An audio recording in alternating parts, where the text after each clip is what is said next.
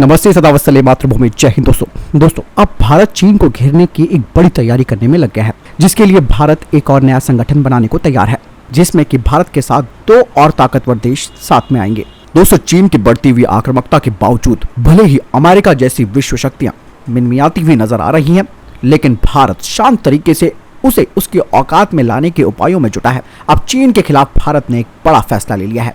दरअसल दोस्तों चीन के खतरे के बावजूद भले ही अमेरिका और यूरोपीय देश चुप्पी साधे बैठे हैं, लेकिन अब भारत यहां पर अपनी तैयारियों को मजबूत कर रहा है। जिस तरीके से आपने देखा होगा कि क्वाड और वेस्ट एशिया क्वाड बनाने के बाद भारत अब एक और वैश्विक संगठन बनाने जा रहा है, जिसमें यूरोप और एशिया के दो शक्तिशाली देश भारत के साथ आए हैं। तीनों देशों के बीच पहली त्रिपक्षीय बातचीत भी हो गई है। इस संगठन को फिलहाल कोई नाम तो नहीं दिया गया है, लेकिन ऐसा कहा जा रहा है कि जल्द ही ये भी क्वाड की तरह अपना आकार लेगा।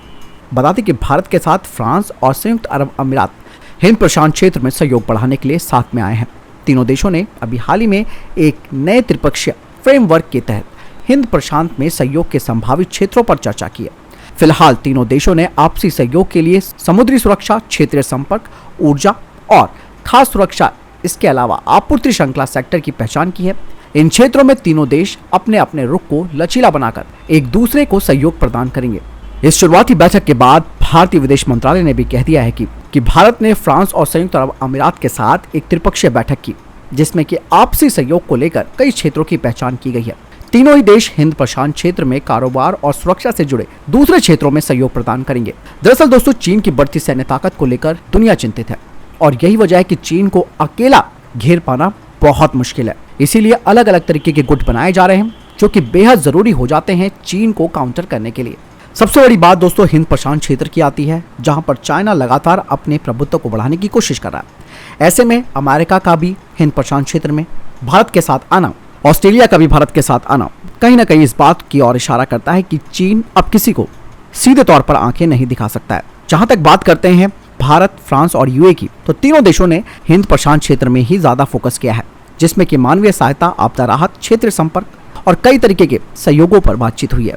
इस बैठक में यह भी फैसला लिया गया है कि विभिन्न वैश्विक मसलों पर तीनों देश मिलजुल कर फैसला लिया करेंगे और एक दूसरे के हितों को भी ध्यान में रखेंगे। इस बैठक में भारतीय पक्ष का नेतृत्व विदेश मंत्रालय के संयुक्त सचिव संदीप चक्रवर्ती ने किया था। यहाँ पर दोस्तों एक बात आप साफ तौर पर समझ सकते हैं कि यहाँ पर केवल भारत अमेरिका के भरोसे नहीं है, बल्कि भारत अपने खुद के गुट भी बना रहा है। और फ्रांस के साथ और यूए के साथ भारत के संबंध बहुत ही अच्छे हैं, और फ्रांस के साथ तो आपको मालूम ही है कि हमारे हथियारों की जो डील है वो एक अलग स्तर पर पहुंच गई है। हालांकि दोस्तों यूएई को हम पूरी तरीके से चाइना विरोधी भी नहीं कह सकते, क्योंकि यूएई ने भी काफी कुछ हथियार चाइना से खरीदे हैं, लेकिन फ्रांस के साथ भारत का काफी मजबूत संबंध है और चीन के खिलाफ हमेशा फ्रांस खड़ा रहता है। लेकिन दोस्तों यूएई को भी इस बात का पता चल चुका है कि चीन की विस्तारवादी नीति क्या है और किस तरीके से उसने श्रीलंका को कंगाल बना दिया और पाकिस्तान की तो पूरी तरीके से मट्टी पलीत कर दिया। तो यूएई को भी ये बात समझ में आ चुकी है। इसीलिए अब ये त्रिपक्षीय गुट यानी कि भारत, फ्रांस और यूएई का एक नया नाम और एक नया आकार आने वाले समय मिलेगा, जो कहीं ना कहीं सीधे तौर पर चीन को आंख दिखाने वाली बात है। और यही वजह है कि आंख में आंख डालकर बात करनी होगी चाइना के साथ। आपको क्या लगता है इस पूरे के पूरे सिनेरियो के बारे में? कमेंट सेक्शन में लिखकर जरूर बताएं। मिलता हूं नई जानकारी के साथ। चैनल जरूर सब्सक्राइब कीजिएगा और पेज जरूर फॉलो कीजिएगा। जय हिंद, वंदे मातरम।